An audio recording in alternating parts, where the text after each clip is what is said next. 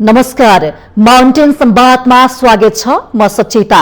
हामी विशेष गरी अहिले पछिल्लो समयमा हेर्ने भने मुलुकमा भर्खरै मात्र स्थानीय तहको निर्वाचन सम्पन्न भइसकेको छ भने केही ठाउँमा मात्र नतिजा सार्वजनिक हुन बाँकी छ। लगभग धेरै ठाउँको नतिजा भने आइसकेको अवस्था छ। अब मुलुकलाई फर्केर हेर्ने भने स्थानीय तहको यो संघारमा मुलुकमा विभिन्न खालका विकृति, विसंगति र सँगसँगै महँगी पनि ह्वात्तै बढेको छ। महँगीको चपेटामा आम जनता परेको हामी देख्न सक्छौं। पेट्रोलियम पदार्थको मूल्य त बढेको छ नै, सँगसँगै जनताको चुलो पनि निकै महँगेको छ। यति बेला जनता सहारा खोजिरहेका छन्। नयाँ जनप्रतिनिधि पाएसँगै जनताले उपहार स्वरूप अहिले महँगी पनि पाएका छन्। गठबन्धनको सरकार त छ, तर पनि जनताले दुःख शास्ति आजको दिनमा पनि भोगिरहेका छन्। भनिन्छ स्थानीय तहको निर्वाचन भइसकेपछि जनताले सुखको, शान्तिको, सुरक्षाको र उहाँहरूले सहज तरिकाको सास फेर्न पाउँछु भनेर आशा गरेका थिए। तर नव जनप्रतिनिधि पाउँदै गर्दाखेरि जुन मूल उद्देश्यका साथ जनताले आशा अपेक्षा अब हाम्रो घरमा चुलो सस्तो रूपमा बल्नेछ, हामीले विगतमा पाएका दुःख कष्ट समस्याहरू हल हुनेछन् भनेर जुन आशा अपेक्षा गरेका थिए, तर त्यो सोचे अनुसार भने जनताले त्यो शुभ संकेत भने पाउन सकेका छैनन्। जब जब निर्वाचन सम्पन्न भयो तब तब जनताहरूमा बढी भन्दा बढी महँगी, कर यावत विषय थुप्रिरहेको अवस्था छ। उपत्यकाको चर्चा गर्ने हो भने फोहोरको डङ्गुर छ। मान्छेहरू आफू हिँडुल गर्ने बाटोमा नाक थुन्नुपर्ने अवस्था छ। खानेपानीको उस्तै समस्या छ। विद्यार्थीले पढ्न पाइरहेका छैनन्। कोरोनाले शिथिल बनेको शिक्षाले क्षेत्र आजको दिनमा पनि अस्तव्यस्त बनेको छ। पाठ्य पुस्तक सरकारी विद्यालयमा आजको दिनसम्म भने पुग्न सकेको छैन। विद्यार्थीको हकितको लागि काम गर्नको लागि ती विभिन्न राजनैतिक दलका भातृ संगठन कहाँ छन्? तिनीहरूले कसरी के काम गरिरहेका छन्? र सँगसँगै महँगीमा यति बेला विद्यार्थी संगठनले आन्दोलन पनि देशव्यापी रूपमा गरिरहेको छ। हामी देख्न सक्छौं विभिन्न सडकहरूमा यति बेला विद्यार्थी नेता नेत्रीहरू यो पेट्रोलियम पदार्थको जुन मूल्य तत्काल फिर्ता गर भनेर नाराबाजी गरिरहनु भएको छ, तर पनि सरकार भने मौन देखिएको छ। र विद्यार्थीको यो वर्तमान अवस्था के छ, शिक्षाको गतिविधि लगायतका विषयमा संवाद गर्नेछौँ। र संवादको लागि आज हामीले बोलाएका छौँ अनिरा सुविका अध्यक्ष, त्यसैगरी एमालेका नेत्री हुनुहुन्छ सुनिता बरालज्यू। यहाँ स्वागत छ। धन्यवाद। समग्रमा अहिले देखिएको भनौँ न, विशेष गरी आम नागरिक चपेटामा परेका छन् महँगीको। त्यसमा पनि पेट्रोलियम पदार्थको महँगो बढ्यो, तत्काल फिर्ता गर भनेर तपाईँले सरकारलाई दबाब स्वरूप भनौँ नारा जुलुसहरू लगाइरहनु भएको छ। यसमा थोरै बताइदिनुहोस् न, महँगीलाई कसरी हेर्छ? यो चाहिँ पेट्रोलियम पदार्थको मूल्य वृद्धि असाध्यै धेरै अप्रत्याशित रूपमा बढेको छ। जुन कुराले हामीलाई आत्तिनुपर्ने अवस्था, निसासिनुपर्ने अवस्थामा पुर्याएको छ। पेट्रोलियम पदार्थको मूल्य वृद्धिले हामीले सामान्य हिसाबले हेर्दा सवारी साधनमा मात्रै खपत हुने पदार्थ हो कि या वस्तु हो कि उपभोग्य वस्तु हो कि भन्ने बुझे तापनि त्यसको असर हाम्रो चुलोसम्म पुगेको छ, हामीले खाने गाँससम्म पुगेको छ र यी सबै कुरामा हाम्रो दैनिक जीवनका सबै उपभोग्य वस्तुहरूमा मूल्य वृद्धि असाध्यै धेरै उच्च तहमा पुगेको छ। त्यसकारणले हामीले के भनेका छौँ भने पेट्रोलियम पदार्थको पछिल्लो एक हप्तामा प्रति लिटर 20 रुपियाँका दरले बढाइएको छ। त्यो मूल्य वृद्धि फिर्ता गर्नुपर्छ। त्यो सँगसँगै त्यसको असरका रूपमा देखिएको बजारमा खाद्य उपभोग्य वस्तुहरूको जुन तहको मूल्य वृद्धि छ त्यो पनि अनुमान गर्न सकिने भन्दा पनि बढी छ। उपखाद्य वस्तुको चाहिँ त्यो तहको मूल्य वृद्धिले आज नेपाली जनता अब भोकले मर्ने अवस्थामा पुगिसकेका छन्। त्यसकारण बजारको अनुगमन गर, बजार नियन्त्रण गर, बजारमा भएको खाद्य उपभोग्य वस्तुको चाहिँ मूल्य वृद्धि नियन्त्रण गर र पेट्रोलियम पदार्थको मूल्य वृद्धि फिर्ता गर भनेर आज हामी सडक सङ्घर्षमा छौँ। सडक सङ्घर्ष तपाईँले विगतदेखि पेट्रोलियम पदार्थ, खाद्यको जुन चरम अभाव, मूल्य वृद्धिको विषयमा पटक पटक आन्दोलन गर्नुभएको छ। खबरदारी, दबाव स्वरूप र तत्काल फिर्ता गर्नुपर्छ भनेर तपाईँले यसरी नाराबाजी गरिरहँदाखेरि तपाईँहरूको आवाज जुन सम्बन्धित ठाउँमा किन पुग्न सकेन? त्यो प्रभावकारी देखिएको छैन। विगतमा पनि यो तपाईँहरूले उठाउनु भएको थियो यो विषयमा, होइन?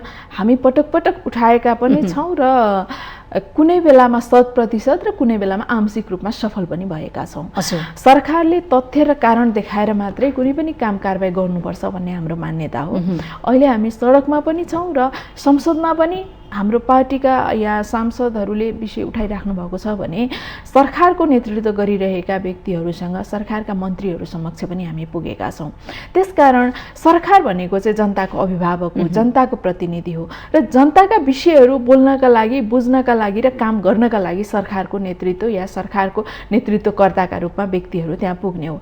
त्यसकारण आज जनता भोकले मर्ने स्थितिमा अब तिमी टुलु हेरेर बस्न पाउँदैनौ भनेर सरकारका मन्त्रीहरू र संसदीय अभ्यासमा रहेका व्यक्तिहरू सँगसँगै सडकमा हामीले जनताको आवाज बोलेका हौँ र सङ्घर्षका स्वरूपहरू फरक फरक हुन्छन् र मर्महरू फरक फरक हुन्छन्। यो पटकको आन्दोलन तपाईँलाई भनौँ जति बेला पेट्रोलियम पदार्थको मूल्य वृद्धि भएको सूचना प्रकाशित हुँदै थियो त्यति बेलादेखि नै आम रूपमा नेपाली जनताहरूले नै तपाईँहरू बोल्नुहोस् अब हामी साथ दिन तयार छौँ भनेर विभिन्न माध्यमबाट हामीलाई भन्नु पनि भयो। हामी आफै पनि त्यो विषयमा सचेत त छँदैछौँ तर अहिले त यो अकल्पनीय रूपमा बढेको मूल्य वृद्धिले नेपाली जनता साँच्चै धेरै अत्तालिएको अवस्था छ।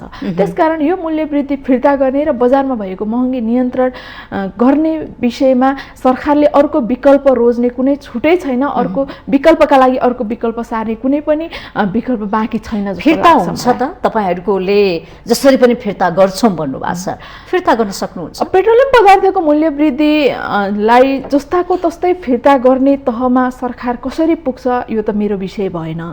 तर बढाइएको मूल्य वृद्धिमा समायोजन गरेर जनताले सहुलियत मूल्यमा पाउनुपर्छ यो विषय हामी निर्णायक ठाउँमा पुर्याउँछौँ।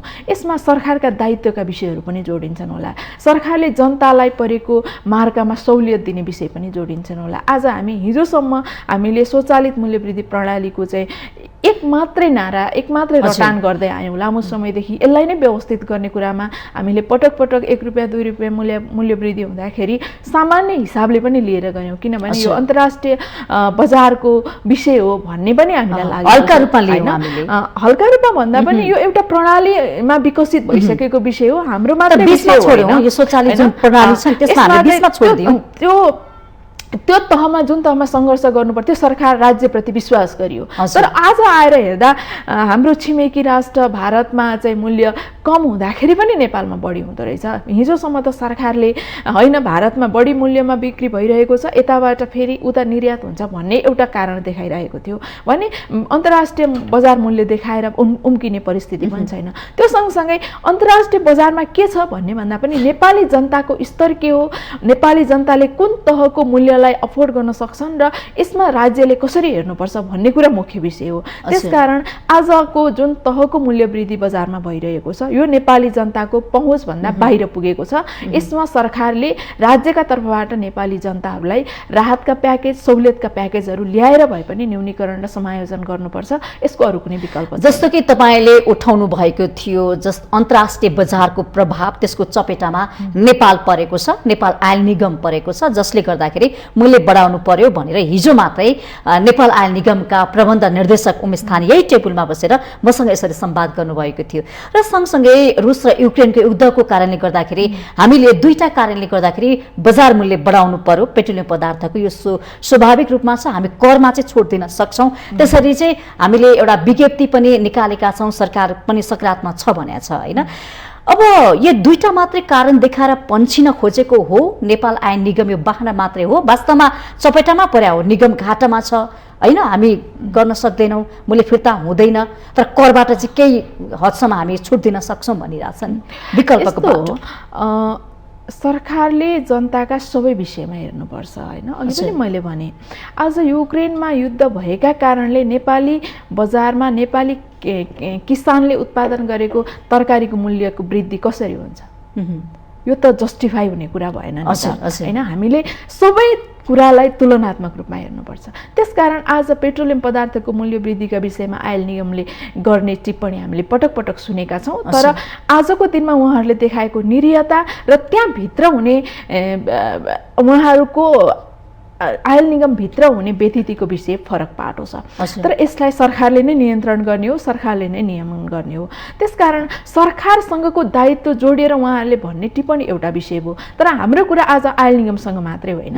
आयल निगम त राज्यको मातहतमा रहेको एउटा संस्था हो। त्यो संस्थाले कसरी सञ्चालन गर्छ राज्यको पनि दायित्व हुनुपर्छ। नेपालभित्र रहेका सबै सङ्घ संस्थादेखि लिएर एउटा नागरिकसम्म सबैको जिम्मेवारी सरकारले लिनुपर्छ र जनता पनि सरकारप्रति जवाफदेही हुने कुरा स्वाभाविक भयो। त्यसकारण यो दुईटामा सन्तुलित भएर हेर्नुपर्छ। आज सामान्य विषयदेखि हाम्रा जटिल विषयसम्म युक्रेनको युद्धसँग जोडेर हेर्ने हो भने नेपालमा चाहिँ यो युक्रेनमै गाभिसकेको देश जस्तो गरेर त हेरेर टिप्पणी गर्ने कुरा भएन। पुस्तकमा जस्तो कि के समाचार हामीले बिहान मात्र पढेका थियौँ, यहाँले पनि सुन्नुभयो होला, निकै लज्जास्पद कुरा आएको छ होइन। कस्तो भने अब स्थानीय तहको निर्वाचन र रुस र युक्रेनको प्रभावले गर्दाखेरि पाठ्य पुस्तक छाप्न ढिलाइ भयो। यो सुहाउँदो टिप्पणी हो। मैले पनि सुने, हिजो मलाई केही सञ्चार माध्यमबाट पनि कुरा गर्नुभएको थियो पाठ्य पुस्तकको अभाव। हिजो 15 दिन अगाडि, 1 महिना अगाडि घोषणा भएको निर्वाचनका लागि मतदान गर्न मतपत्र हामीले गाउँ गाउँ कुनै ठाउँमा मतपत्र नपुगेका कारणले मतदान रोकियो भन्ने त हामीले सुन्न परेन होइन। तर यो सँगै हामी नियमित रूपमा आवश्यकता पर्ने पाठ्य पुस्तक पुग्नका लागि युक्रेनको युद्ध देखिने कुरा हिजो मात्रै हामीले भनेका थियौँ सरकारवाला पक्षहरूलाई। त्यसकारणले पनि उहाँहरूले यो टिप्पणी दिएको हुनुपर्छ जस्तो लाग्छ। मन्त्रालयमा र विभागमा हामीले यो विषय उठाएका थियौँ। त्यसकारण यति धेरै निर्लज्ज रूपमा सरकारले दिने प्रतिक्रियाले चाहिँ नेपाली जनतालाई नै एकदम निशब्द तुल्याएको छ। अझ बढी निराश भएका छन्, सरकार अझ बढी निराश भएका छन्। अझ यो वर्ष त हामीले उपहार दिए जस्तो स्थानीय तहको जुन निर्वाचन सम्पन्न भयो हामीले धुमधामको साथ मनायौँ होइन। तर यो सरकारले उपहार स्वरूप दिया हो कि जुन महँगी छ नि, यो त राजनीतिक दल, सरकारको नेतृत्व गरिरहेका व्यक्तिहरू, सरकारको नेतृत्व गरिरहेको दलका चाहिँ व्यक्तिहरूप्रतिको यो तहको व्यवहारले, उहाँहरूले देखाउनु भएको यो तहको व्यवहारले जनतामा वितृष्णा बढाएको छ, निराश भएका छन्। अघिल्लोचोटि हामी अघिल्लो वर्ष कोभिडका कारणले हामी अस्तव्यस्त भएको शिक्षा क्षेत्र या अरू धेरै क्षेत्रहरू, सबै क्षेत्रलाई हामीलाई प्रभाव पार्यो र त्यो प्रभावलाई हामी व्यवस्थापन गर्न खोज्दै गर्दा सरकारबाट यो तहको उदासीनता पटक्कै सुहाउँदो भएको छैन। अर्को पाटो नेपाली जनताहरू आफ्नो सरकार निर्माण गर्ने एउटा साँच्चै धेरै गौरवपूर्ण समयमा थिए। हामी दोस्रो पटक स्थानीय तहको निर्वाचन सम्पन्न गर्दै थियौँ। स्थानीय तहको निर्वाचन गर्ने कुरामा पनि सरकारको आनाकानी थियो। तर संवैधानिक व्यवस्था अन्तर्गत जेठको 7 गतेदेखि अनिवार्य रूपमा नयाँ जनप्रतिनिधिले काम गर्नुपर्ने भएका कारणले विभिन्न दलहरूले हामीले नै पनि सडकदेखि सिंहदरबार बालुवाटारसम्म सङ्घर्ष गऱ्यौँ स्थानीय तहको निर्वाचनको मिति सार्वजनिक गर्नका लागि। यो तहको सङ्घर्षका कारणले निर्वाचन त सार्वजनिक गर्यो, तर निर्वाचनको मिति निर्वाचनमा हामीले मतदान गरेको 24 घण्टा नबित्दै प्रति लिटर 10 रुपियाँ पेट्रोलियम पदार्थको मूल्य वृद्धि भयो र त्यो सँगसँगै बजारमा ग्यासको चरम अभाव सृजना गरियो र दोस्रो हप्तामा पुग्दा स्थानीय तहमा मतदान गरेको हाम्रा चाहिँ मतदाताहरूले गरेको मत गणना भइ नसक्दै दोस्रो पटक अर्को तहमा मूल्य वृद्धि गराइयो। यो चाहिँ सरकारले देखाएको यो तहको उदासीनता, यो तहको गैरजिम्मेवारीपन र यो तहको जनताप्रतिको अनुदारता र गैरजिम्मेवारीपनले चाहिँ अब राजनीतिक दल, अहिले सरकार सञ्चालन गरिरहेका व्यक्तिहरू साँच्चै धेरै निकम्मा भएछन्, जवाफदेही ठीक छ। तपाईले सरकारको उदासीनताप्रति जसरी तपाईले कटाक्ष गरिरहनु भएको छ नि, तपाईहरुप्रति पनि जनताले के भनिरहेका छन् भने विद्यार्थी नेता नेत्रीहरूले ती सङ्घ सङ्गठनले हाम्रो लागि आवाज त उठाउनुहुन्छ, तर बेला बेला मात्रै उठाउनुहुन्छ। उहाँहरू जुन एउटा निष्कर्षमा पुग्नु पर्ने हो त्यहाँसम्म पुग्न सक्नु भएको छैन। उहाँहरूकै मिलोमत छ कि भनेर पनि शङ्का गर्छन् तपाईँहरूप्रति, कारण के हो? होइन, यस्तो शङ्का नगर्नका लागि मैले सबैलाई अनुरोध गर्न चाहन्छु। यस्तो कुरामा मिलेमत हुँदैन र भएको छैन र समय सन्दर्भ अनुसार विषयहरू फरक फरक हुन्छन्। हामी नियमित रूपमा विद्यार्थीकै मुद्दामा हुन्छौँ, विद्यार्थीसँगै हुन्छौँ र विद्यार्थीकै आवश्यकतामा हुन्छौँ। तर अहिले नयाँ शैक्षिक सत्र सुरु हुँदै गर्दा पाठ्य पुस्तकको विषय अहिलेको आवश्यकता, अहिलेको विषय बन्छ भने आजभन्दा 6 महिना पछाडि गएर हेर्दा परीक्षाको विषय होला, रिजल्ट प्रकाशनको विषय होला, कक्षा नियमित रूपमा सुचारू भएको विषय होला, त्यहाँभित्रको सुशासनको विषय होला। यसरी समय अनुसार विषयहरू र समयको माग अनुसार विषयका आवश्यकताहरू फरक फरक परेका मात्रै हुन्। त्योभन्दा बाहेक हामी विद्यार्थीका आवश्यकतामा भर्नादेखि नतिजा प्रकाशनसम्म, पाठ्यपुस्तकदेखि उनीहरूले पाउने सहुलियतका विषयहरूसम्म सँगसँगै विद्यार्थीसँगै छौँ र विद्यार्थीकै विषयमा छौँ। ठिक छ, जनताको विषयवस्तु पनि तपाईँहरूले उठाउनु भएको छ। अब यो निष्कर्षमा तपाईँहरू पुर्याएर छोड्नुहुन्छ अथवा बिचमै अलपत्र पर्ने हो के हो त? निष्कर्षमा नपुर्याइकन छोड्दैनौँ र यसको निष्कर्ष अरू कुनै विषयसँग गएर सम्झौता या अरू कुनै विषयको सुनवाई भन्दा पनि जनताले अनुभूति गर्ने गरी आज उद्योग व्यवसाय सञ्चालन गरिरहेका व्यक्तिहरूका पनि आफ्ना विषय त होलान्, तर व्यावसायिक रूपमा काम गरिरहेका व्यक्तिहरू र विद्यार्थी वर्गको बीचमा पनि कुनै फरकपनको अनुभूति सरकारले दिएको छैन। ती विद्यार्थीका पक्षमा पनि हामी बोलिरहेका छौँ। आम जनता जो सर्वसाधारण आज दैनिक ज्यालादारीमा काम गरेर उनीहरूले जीविकोपार्जन गरिरहेका छन्, उनीहरू र एउटा ठुलो मात्रामा कर तिर्ने व्यक्तिहरूका बीचमा पनि कुनै फरकपन गरेको छैन। सरकारले न्यायका, सुरक्षाका अरू विषयमा समान तहको व्यवहार गर्ने कुरा फरक कुरा होला, तर विशेष परिस्थितिमा, विशेष सन्दर्भमा फरक व्यवहार, फरक खालको अनुभूति दिन पनि सक्नुपर्छ। जसलाई राज्यको बढी आवश्यकता छ उसलाई चाहिँ राज्यले बढी सहुलियत दिने कुरामा हामी विषयमा निष्कर्षमा पुर्याएर फेरि पनि यो त यहाँले भन्नुभयो जब मूल्य बढ्यो, महँगी बढ्यो, जनता अत्तालिएका छन् भनिरहँदाखेरि यो मूल्य त अझ बढी बढ्छ भनेर सम्बन्धित पक्षले पटक पटक यही टेबलमा बसेर भनिरहनु भएको छ। जनता त झनै मारमा पर्ने भए। अब उहाँहरूले सङ्कट त अझ बढी आउँदैछ हामीमा। उहाँहरूले भन्ने तथ्य के हो यो त मलाई थाहा छैन। तपाईँले आयल निगमको विषय जोड्न खोज्नु भएको होला, तर मैले के भनिरहेको छु भने अघिदेखि हामीलाई अब आयल निगमसँग मात्रै होइन, यो देशमा सरकार भएको अनुभूति गराउनु पर्यो। सरकारले कसरी व्यवस्थापन गर्नुपर्छ भन्ने कुराका विकल्पहरू खोज्नु पर्यो। विकल्पविहीन कुनै पनि समस्या आउँदैन। समस्या समाधान गर्ने विकल्प खोज्नु पर्यो। त्यो विकल्पको केन्द्रमा जनतालाई राख्नु पर्यो र जनतालाई सहुलियत दिने गरी कार्यक्रम योजना। विकल्प के देख्नु भएको छ? धेरै चर्चाको विषय पनि बनेको छ। अब विद्युतीय कुराहरू आछ हैन, हाइड्रो कुराहरू पनि आछ।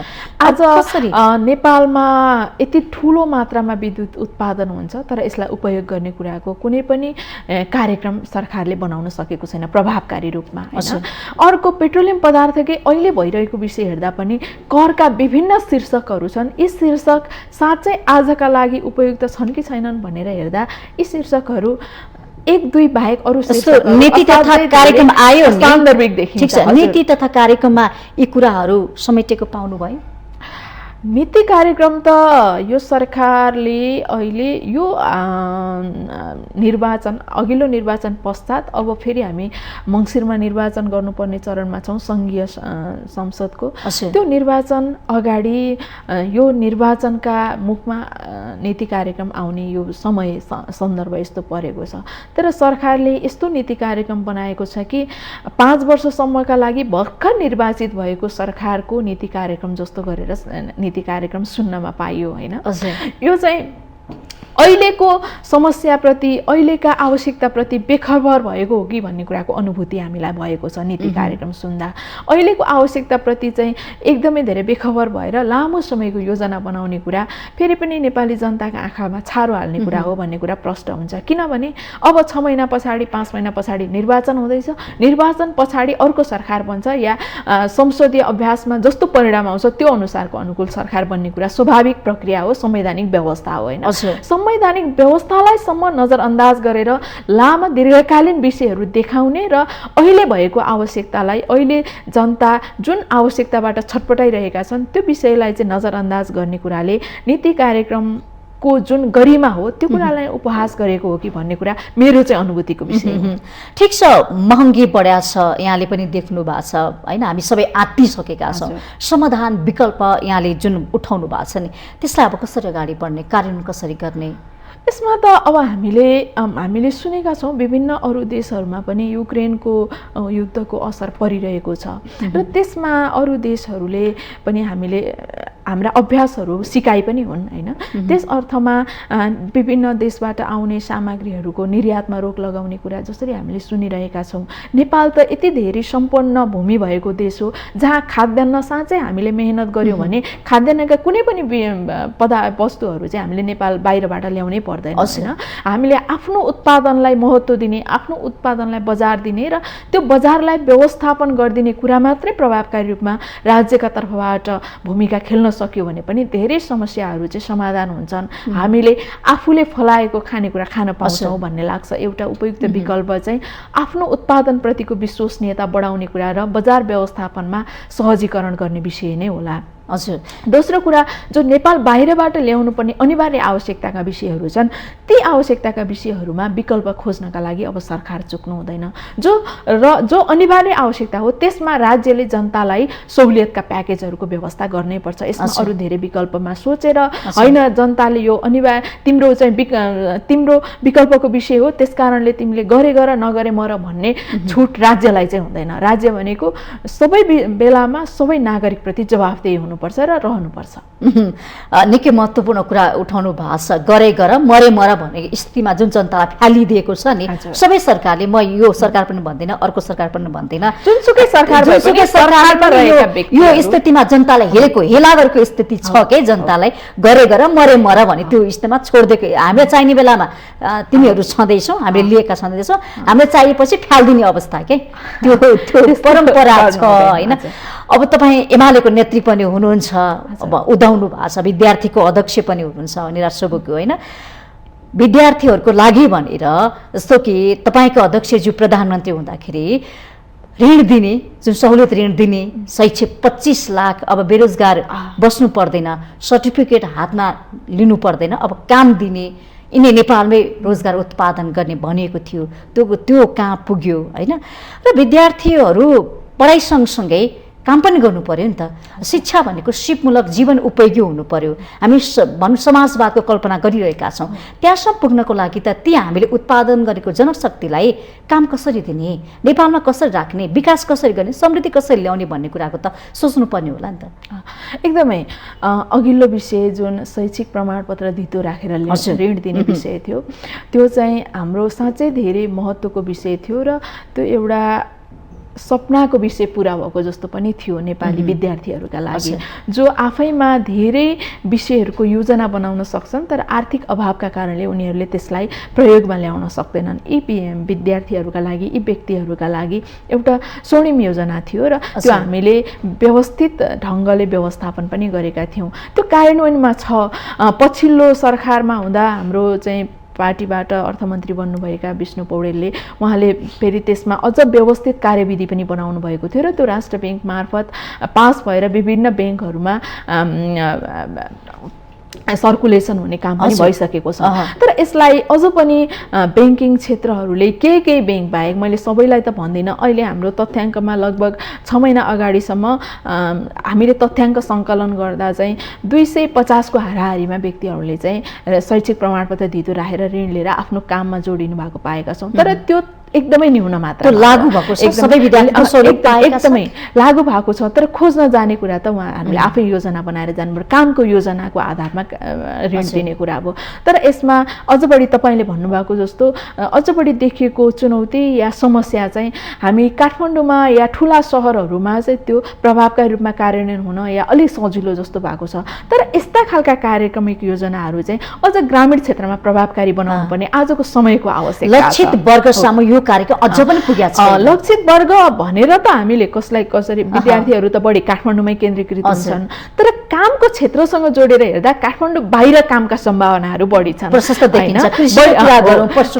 किनभने अब युवाहरूले नयाँ कामको क्षेत्र खोजेर त्यसलाई स्थापित गर्न सक्ने कुरा महत्त्वपूर्ण कुरा हो। त्यसो हुँदा काठमाडौँ बाहिरका या ठुला सहर विराटनगर, बुटवल, पोखरा यस्ता ठुला सहरहरूमा त्यति धेरै समस्या छैन। जो ऋण दिन खोज्न गएका छन् उनीहरूले प्राप्त गरेका छन्। तर ग्रामीण जिल्लाहरूका बैंकिङ कारोबार गरिरहेका बैंकका शाखाहरूले चाहिँ यसमा अझ पनि व्यवस्थित गर्न नसकेको कुराको अनुभूति हामीलाई भएको छ र यसमा हामी निरन्तर खबरदारीमा छौँ, समन्वयमा छौँ र सहजीकरण गर्न लागेका छौँ। विद्यार्थीको सवालमा कुरा गरौँ अब। तपाईको अघिको दोस्रो प्रश्नको जवाब दिइसक्छु म। ठीक छ। अर्को कुरा, अब विद्यार्थीहरूलाई उत्पादनसँग जोड्ने कुरा आजको सबैभन्दा महत्त्वपूर्ण, रोजगार र उत्पादन जोड्नु पर्यो। उत्पादनसँग जोड्ने कुरा, यसमा हामीले गरिरहेको काम तपाईँलाई थोरै मैले यहाँबाट सेयर गर्न चाहन्छु। अब हामी दोस्रो चरणको पनि स्थानीय तहको सरकार हामीले प्राप्त गरिसकेका छौँ। अब केही दिनमा सबैले आफ्नो कार्यभार सम्हालिसक्नुहुन्छ होइन, लगभग धेरैले सम्हालि पनि सक्नु भएको छ। अहिलेको स्थानीय सरकारसँग शिक्षा सम्बन्धी यति धेरै अधिकार छ कि उहाँहरूले नै हरेक बालबालिकालाई विद्यालय तहमा नै कामको क्षेत्रसँग जोडेर जीवन उपयोगी शिक्षा प्रदान गर्ने कुरामा भूमिका खेल्न सक्नुहुन्छ। र विश्वविद्यालयमा पनि हामी केही परिमार्जन भएको त पाउँछौँ, तर विश्वविद्यालयको शिक्षा अझ पनि अनुसन्धानमुखी प्रयोगात्मक हुन सकिरहेको छैन।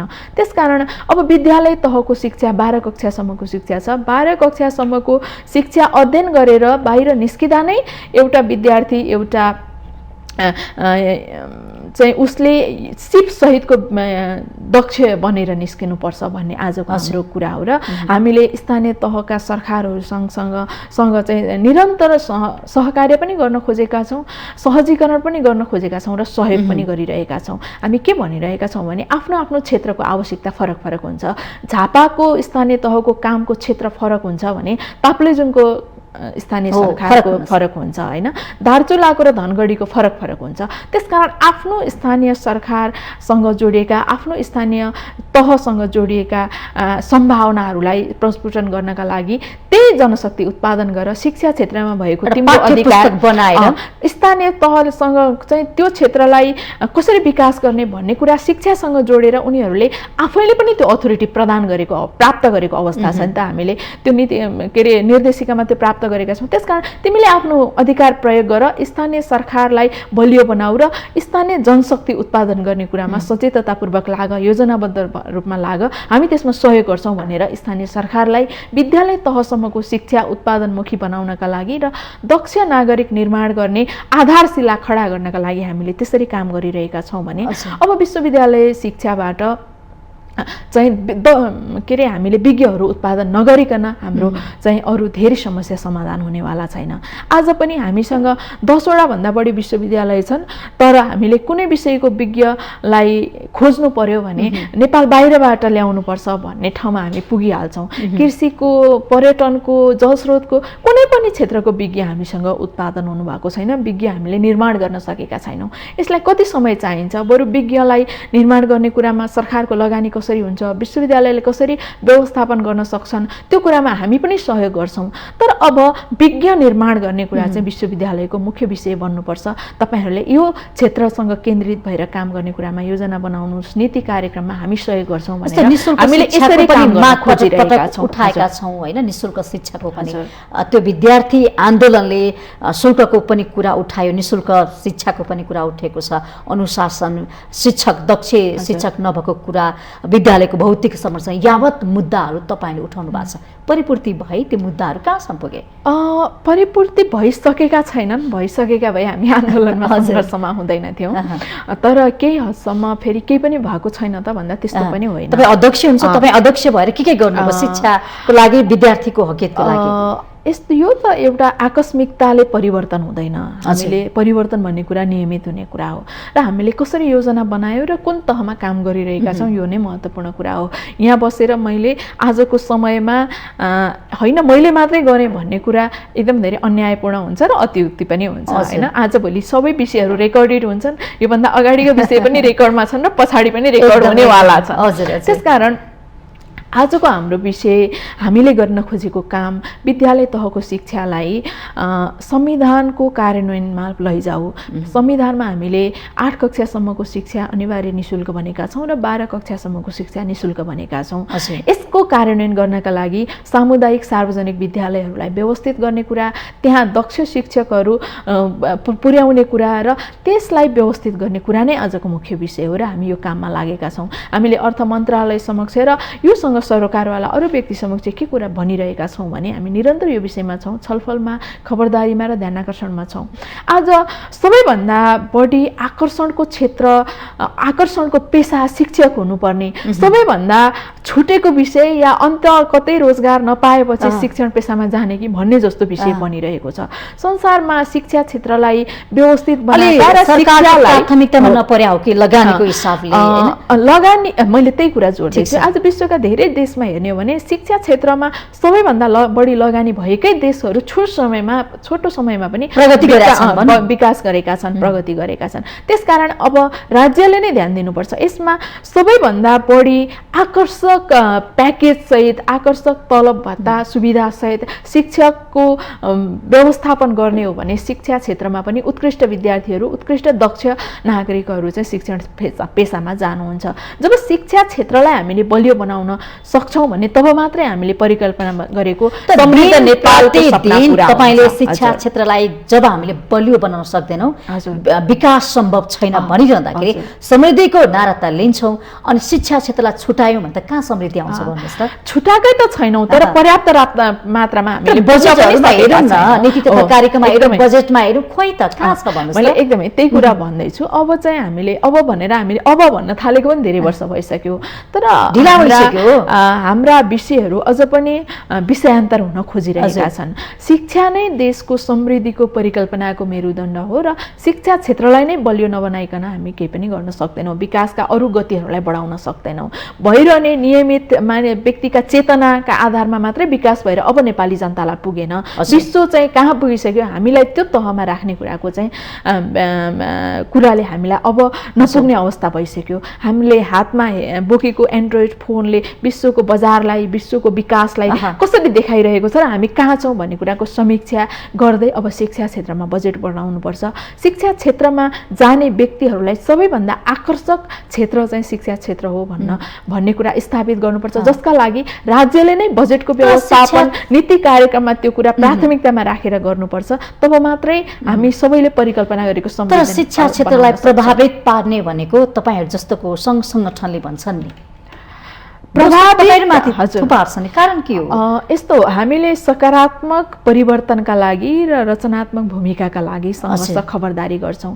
आज सरकारले 25% बजेट चाहिँ शिक्षा क्षेत्रमा छुट्याइएको छ। सबैभन्दा आकर्षक तलब भत्ता सुविधा चाहिँ शिक्षण पेशामा रहेका व्यक्तिहरूका लागि गरिएको छ। अब यो देशमा भएका उत्कृष्ट विद्यार्थीहरू, उत्कृष्ट दक्ष नागरिकहरू चाहिँ शिक्षा क्षेत्रमा जानुहोस् भनेर सरकारले घोषणा गरोस् न। त्यसमा सबभन्दा बढी खुसी भएर सबभन्दा बढी तारिफ गर्ने, सबभन्दा बढी ताली बजाउने हामी नै हुन्छौँ। त्यसकारण कमजोरी भएका कारणले हामी खबरदारीमा छौँ, समस्या निम्त्याउनका लागि हामी होइनौँ। यी संघ संगठन चाहिँ अलिकति निकमा जस्तो हैन, विद्यार्थीको हक अधिकार भन्दा पनि आफैलाई चाहिँ पालन पोषण गर्ने जस्तो, अलिकति चन्दा असुली गर्ने जस्तो त्यस्तो भयो, विकृति क्रियाकलाप भयो भन्छन् नि। विकृतिको टिप्पणी गर्न पाउने अधिकार सबैलाई छ, तर विद्यार्थी संगठनको उद्देश्य, विद्यार्थी संगठनले काम त्यस्तो होइन। र विभिन्न खाले विद्यार्थी संगठन छन्। मैले अनेरा शिविको जिम्मा लिन धेरै नाम खोलेका छन्, मैले समग्रतामा विद्यार्थी संगठन प्रतिको यो आरोपलाई स्वीकार्न सक्ने त विषय नै भयो।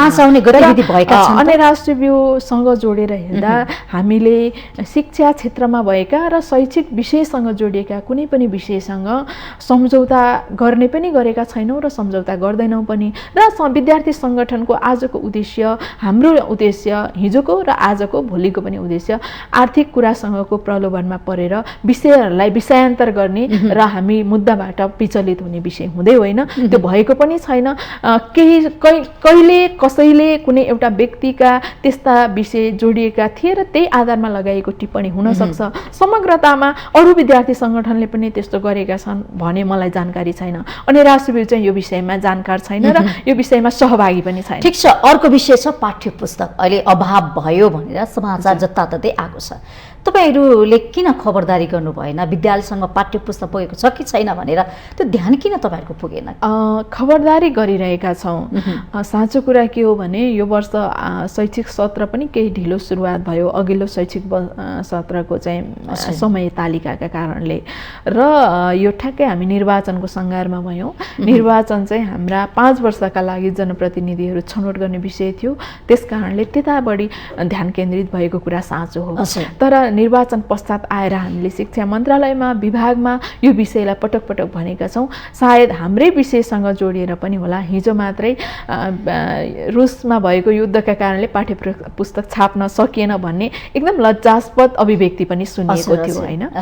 तर अब हामीले यो तहको लापरवाही, हामीले योभन्दा अघिल्ला सत्रहरूमा पनि के भनेका थियौँ भने पाठ्य पुस्तक छाप्ने कुरामा नेपालमा नै व्यवस्थापन गर, कच्चा पदार्थ आयात गर्नुपर्छ भने ती विषयहरूमा समयमा नै व्यवस्थापन गर, पूर्व तयारी गर्नु पर्यो भनेर पटक पटक भनेका थियौँ।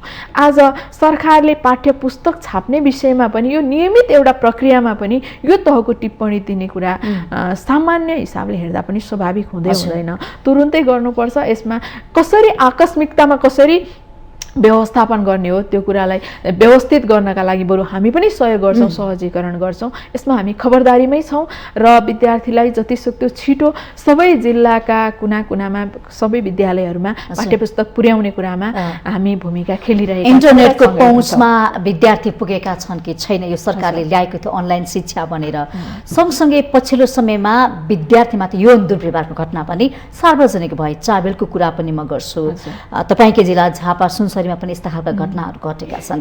विद्यार्थी विद्यालयमा सुरक्षित भएनन्, असुरक्षित हुँदै गएका छन्।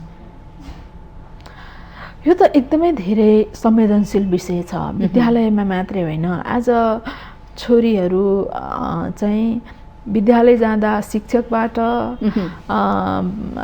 कुनै काम गर्न जाँदा सहकर्मीबाट, सौन्दर्य प्रतियोगितामा जाँदा आयोजकबाट, मालिकबाट, यस्तो यो राजनीति गर्दा नेताबाट, यो एकदमै यो अनुमान गर्ने भन्दा बाहिर गएको असंवेदनशीलता छ हैन। यसमा हामीले यो फेरि एउटा क्षेत्रसँग मात्रै र एउटा व्यक्तिको मात्रै विषय बन्दैन र बन्नु पनि हुँदैन। समाजको चेतना आज विकसित भएको प्रविधिले निम्त्याएका हामी प्रविधिसँग जोडेका हाम्रा चेतनाहरू र आज भइरहेको व्यवहार साँच्चै धेरै हामी चाहिँ यो एकदम अशान्त मन हुन्छ नि, के गर्ने होला, निसासिएको जस्तो टाइपको हुने खालको यो 6 वर्ष 7 वर्षको घटना आज बल्ल तल खुलेको छ। आज चाहिँ अन्याय गरेको अनुभूति अब हामी सबै हरेक व्यक्ति, यसमा एउटा व्यक्ति मात्रै भएर पुग्दैन होला, एउटा संस्था मात्रै भएर, एउटा संगठन मात्रै भएर पुग्छ होला जस्तो मलाई लाग्छ। हरेक राजनीतिक पार्टीले पनि यो कुरालाई आत्मसात गर्नु पर्यो। हरेक राजनीतिक पार्टी त हुने नै भए, राजनीतिक पार्टीहरू त जनताको काम गर्छु भनेरै खडा भएका हुन्, तर हरेक नागरिक पनि उत्तिकै सचेत हुनु पर्यो।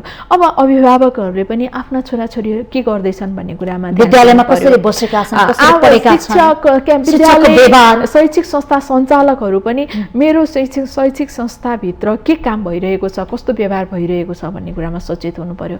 समग्रतामा हरेक नेपाली नागरिक चाहिँ नैतिक शिक्षाप्रति सचेत हुनु पर्यो, जिम्मेवार हुनु पर्यो। र अब प्रहरी प्रशासनले पनि दण्ड दिने विषयमा अलिकति सुशासन कायम हुने गरी, अब म सुरक्षित छु भन्ने कुराको अनुभूति हुने गरी र अन्यायमा परेकाले मैले न्याय खोज्न गएँ भने मैले न्याय पाउँछु भन्ने कुराको अनुभूति हुने गरी राज्य पनि लाग्नुपर्छ।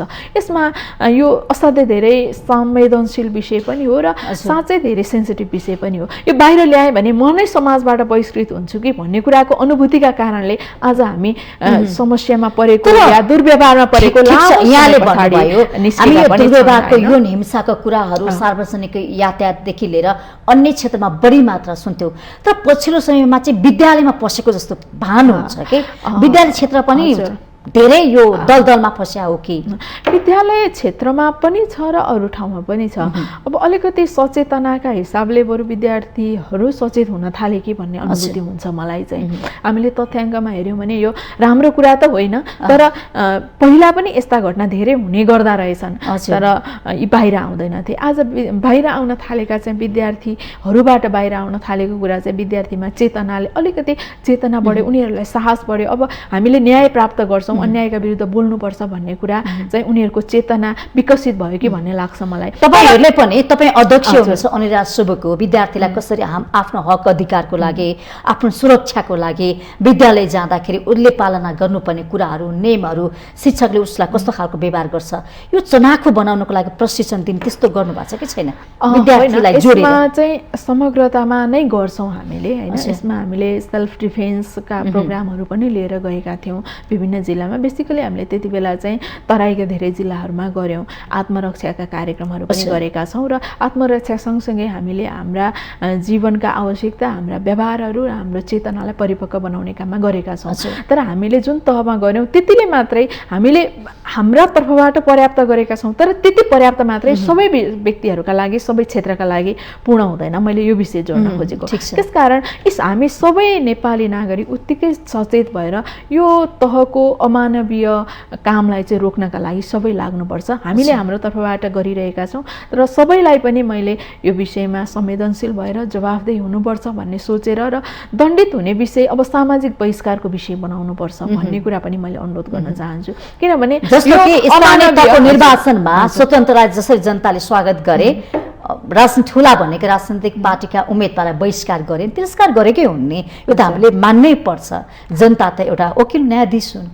त्यही तरिकाले यस्ता आपराधिक गतिविधि गर्नेलाई, अवांछित गतिविधि गर्नेलाई बहिष्कार गर्न सक्नु, सामाजिक रूपमा बहिष्कार गर्नुपर्छ। यो त असाध्यै अमानवीय कुरा हो। यो चाहिँ योभन्दा जघन्य अपराधहरू केही हुँदै हुँदैन, जसको क्षतिपूर्ति पनि अरू कुनै तरिकाले हामीले प्राप्त गर्न सक्दैनौँ। यसको कुनै क्षतिपूर्ति हुँदैन।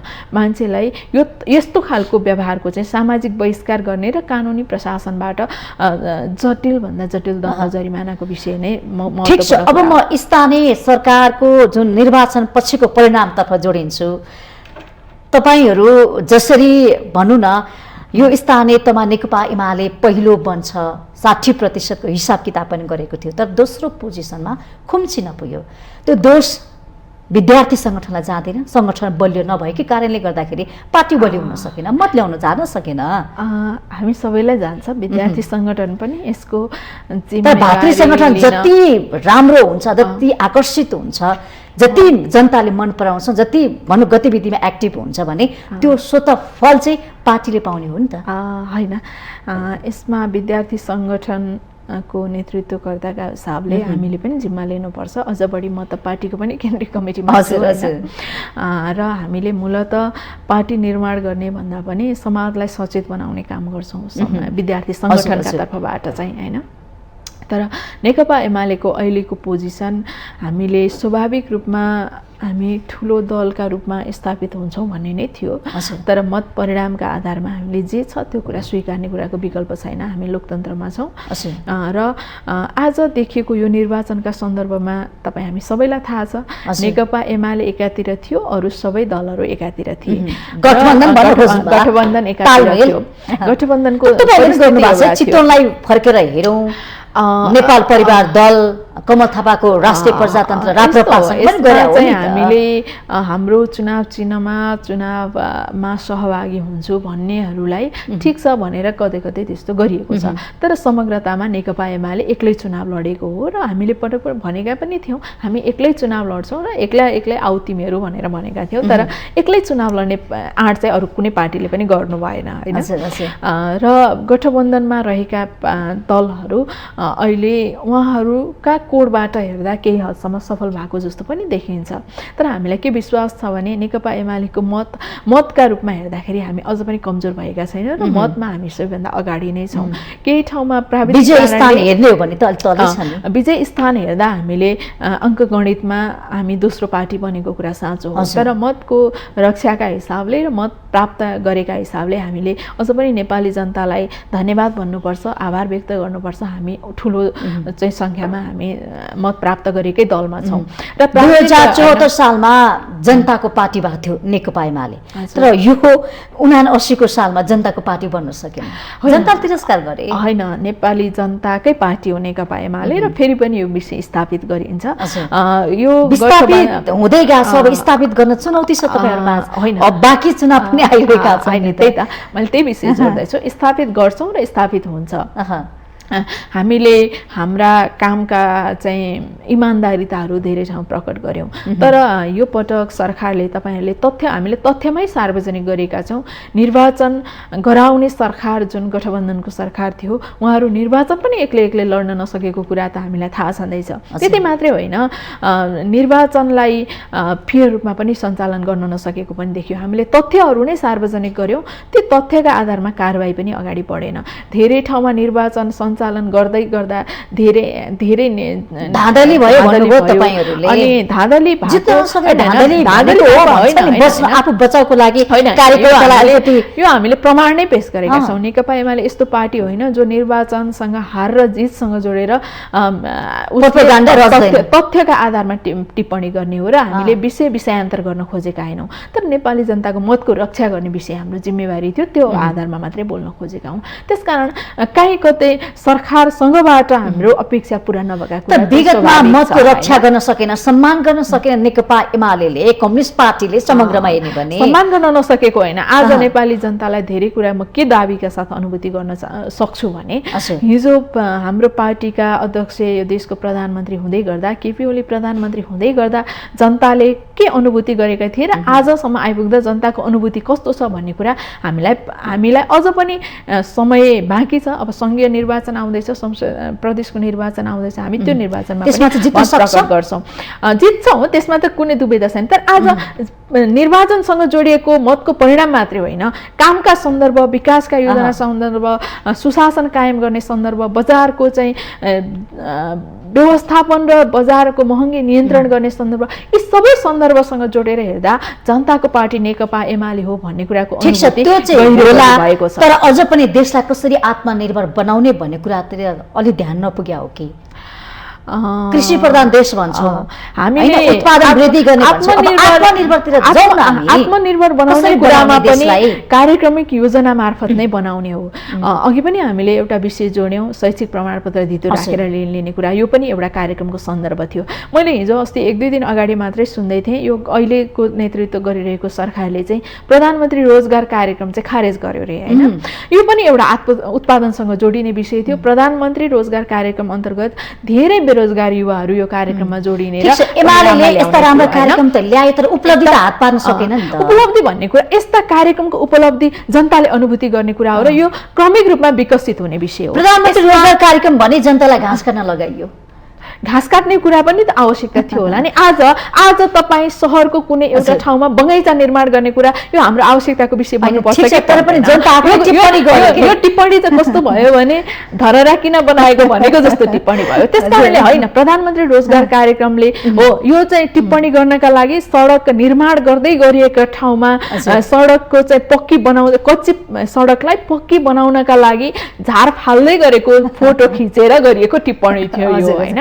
तर यस्ता खालका रचनात्मक कार्यक्रमहरू, विशेषतः युवा लक्षित कार्यक्रमहरू नै उत्पादनसँग जोडिने कार्यक्रम हुनुपर्छ र हामीले त्यस्ता धेरै कार्यक्रमहरू ल्याएका थियौं सरकारमा हुँदाखेरि र ती केही निरन्तरता दिने विषयमा नै अहिलेको सरकार चाहिँ हिचकिचाइरहेको छ। यी कार्यक्रमलाई नियमित निरन्तरता दिनुपर्छ, किनभने यो स्थानीय सरकारमा त्यो मतको सम्मान चाहिँ अब नेकपा एमाले गर्यो भने विकास त आउँछ नि त हैन? त्यो सम्मान त गर्छ हैन? सबै जनताको मतको सम्मान गर्छौं र हामी हाम्रो पार्टीको मात्रै भनेर होइन, समग्र पराजित भए तापनि विकासको लागि, कामको लागि खबरदारी गर्न काम गर्छ। नेपाली जनता पराजित भइसकेको छैन, केही स्थानमा कम स्थान आएको हो, नतिजा त आयो नि। केही कम स्थानमा मत परिणाम, केही स्थानमा मत चाहिँ हामीले कम ल्यायौं हैन। तर नेपाली जनताका लागि आज तथ्यले, तथ्याङ्कले या मत परिणामले, नतिजाले हाम्रो कुन पोजिसन भयो भन्ने भन्दा पनि नेकपा एमाले नेपाली जनताका लागि काम गर्न बनेको पार्टी हो। नेपाली जनतालाई केन्द्र भागमा राखेर जनताको आवश्यकतामा हामी सत्तामा भए पनि प्रतिपक्षमा भए पनि निरन्तर काम गर्छौं। हस्, समयको लागि धन्यवाद। धन्यवाद तपाईलाई पनि। आज हामीले कार्यक्रम माउन्टेन संवादमा नेकपा एमालेका नेत्री अनिरा सोभिका अध्यक्ष सुनिता बरालज्यूलाई निम्ताएका थियौं। कार्यक्रमबाट म पनि बिदा हुन्छु। माउन्टेन टेलिभिजन एचडी हेर्दै रहनुहोला। नमस्ते।